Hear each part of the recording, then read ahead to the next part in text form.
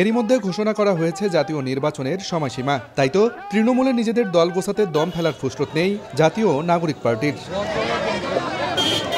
রংপুরে সময় সংবাদকে দেয়া একান্ত সাক্ষাৎকারে দলটির সদস্য সচিব আক্তার হোসেন জানান, জুলাইয়ের অভ্যুত্থানের প্রেক্ষাপটে বাংলাদেশের জনমানুষের আকাঙ্ক্ষা পূরণের লক্ষ্যেই রাজনৈতিকভাবে যাত্রা শুরু করেছে তার দল এনসিপি। দল হিসেবে নিবন্ধনের জন্য নির্বাচন কমিশনের বেঁধে দেওয়া সব শর্ত ইতোমধ্যে পূরণ করেছে জাতীয় নাগরিক পার্টি। যে সংখ্যক উপজেলা এবং জেলায় কমিটি হলে পরে নিবন্ধনের জন্য আবেদন করা যায়, আমরা ইতিমধ্যে সেটা সম্পূর্ণ করতে পেরেছি। আমরা আশাবাদী যে অল্প সময়ের মধ্যে আমরা নিবন্ধনের জন্য আমাদের ডকুমেন্টসগুলো আমরা সাবমিট করতে পারবো এবং একই সময়ে সারা দেশে আমাদের সদস্য সংগ্রহ কর্মসূচি চলছে।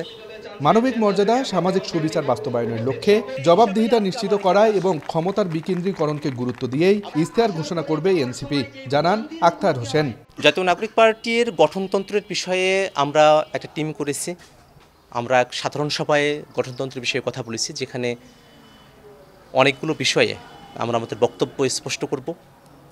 একই সাথে দীর্ঘমেয়াদী যে লক্ষ্য, সেই লক্ষ্যকে মাথায় রেখে আমরা আমাদের ঘোষণাপত্র, আমাদের গঠনতন্ত্র এবং ইশতেহারের যে বিষয়গুলো আছে সেগুলোকে আমরা ঢেলে সাজাবো।